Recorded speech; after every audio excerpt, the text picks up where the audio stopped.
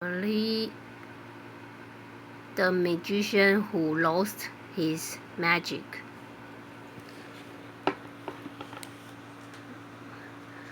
Merlin was the king's magician. Every day he carried out the king's order. If the king wanted to swim, Merlin made the sun come out. If the king was too hot, Merlin made the sun go in. When he wasn't work for the king, Merlin helped everybody else. All by magic. Merlin was always busy. No one else was busy at all.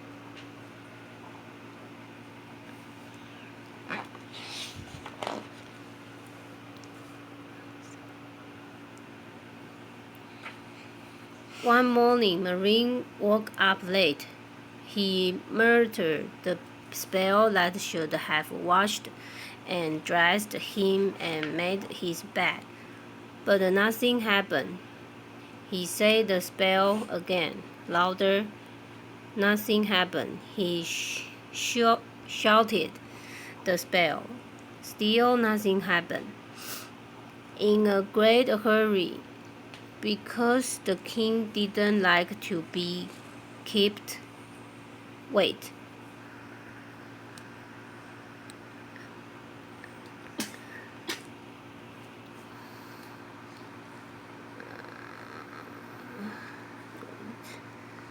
Merlin dressed himself, making a terrible mess of it.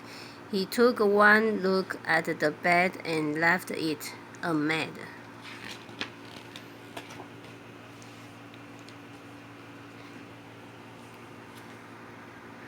The king was angry with Merlin for being late. "Come along, Merlin," he said. I want this room painted. After that, there's a crowd outside, and they all want the thing done.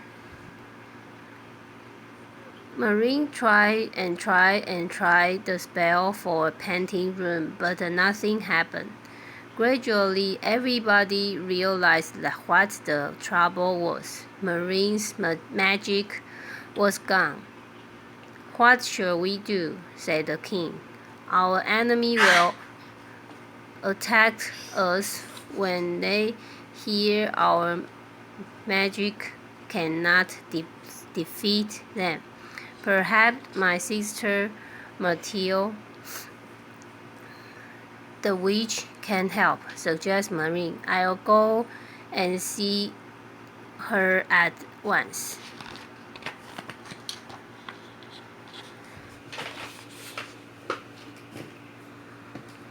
As the people began to realize that Merlin couldn't help them, they tried to do things for themselves, since they had not done for ages. There was trouble everywhere. Even simple things went wrong. Poor Merlin left, feeling very sad that he was of no use.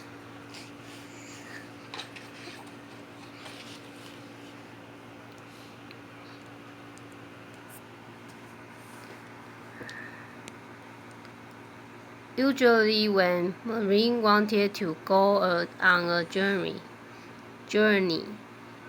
he traveled by magic. This time he had to walk. All along the way, he passed people trying to do things they had not attempted for years.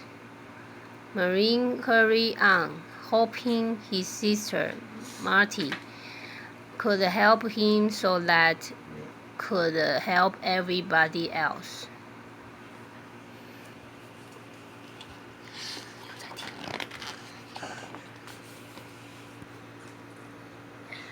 Marty lives under an old tree in the forest.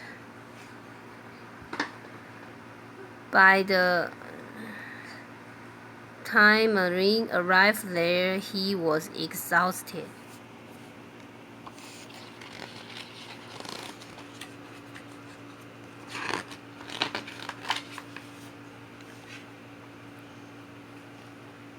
Marine listened to her brother's story.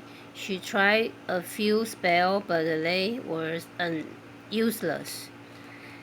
She made him drink an evil, tasty brew, but even that did not bring back his magic. At last, she said, I can help you. Go and see Cousin Goose, the wizard. You can borrow one of my spare broomsticks to take you to his island. Marine said, Goodbye and flew off, grateful at last not being to be walking.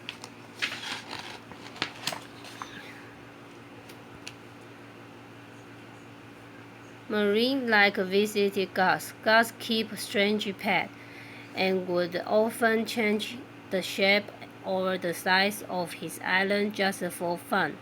Gus was pleased to see Marine, but as soon as he heard the sad story, he realized there would be no time for fun. Gus was the first-class wizard and set to work immediately with his strongest spell. In spite of wonderful band and flash gallery, Marine remained as a magic as ever.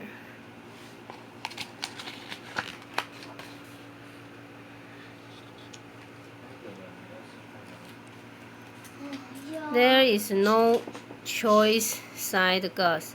You will just have to visit the Kara. He can do anything. I'll get you to the bottom of his mountain by magic, but you will have to climb the rest of the way. Kara's own magic stops people from dropping in. Gus sprinkled Marine with magic powder, and in the flash, Marine left the island.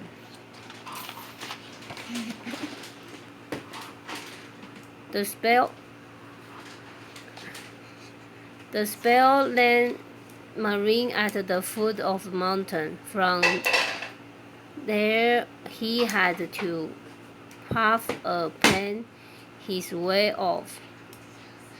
He knew that Kara could see him but would not lift a finger to help him.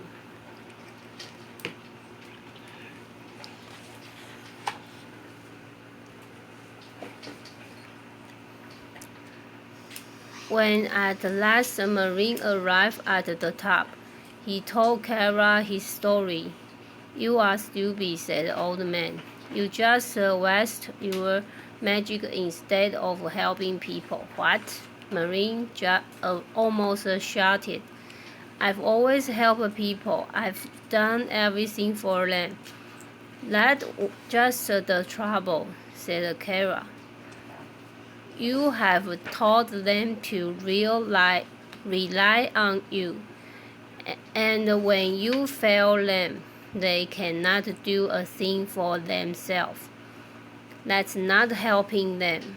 Marine did not utter a word.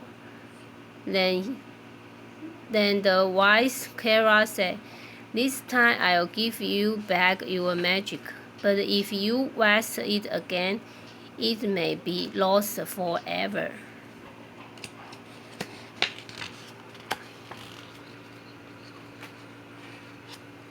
Marine's toes and fingers tingled, and he knew his magic was back.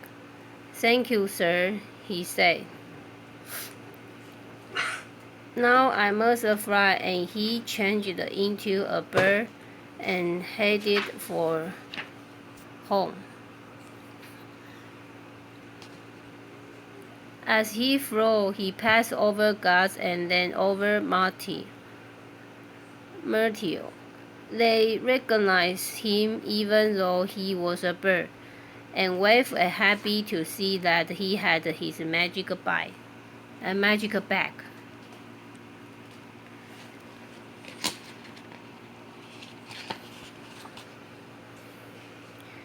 When Marine reached the castle, he found that the king's enemy had launched a big attack. They had heard that the magician had lost his magic and had wasted no time trying to seize the castle. "This is a good time for a spell," thought the Marine.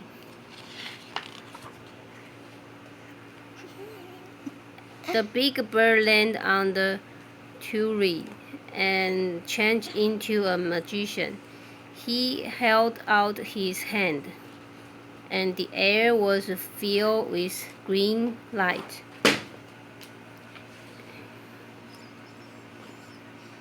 In a few seconds, all the enemy soldiers were changed into black cats.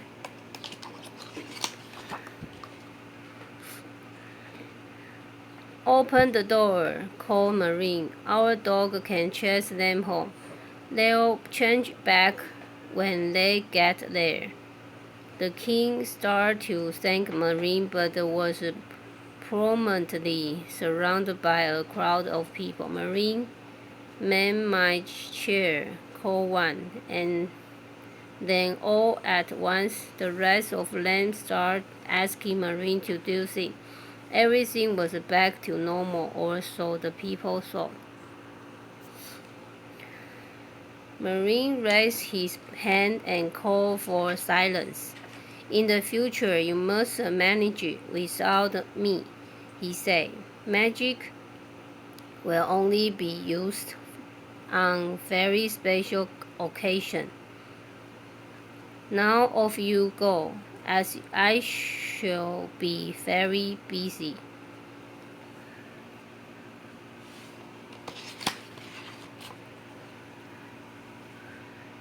For the rest of the day, everyone went happily about their business, and Marine had to learn to make his bed.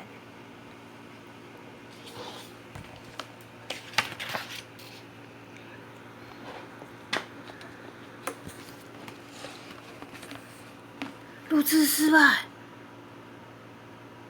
为什么？太长了吗？什么？悲剧。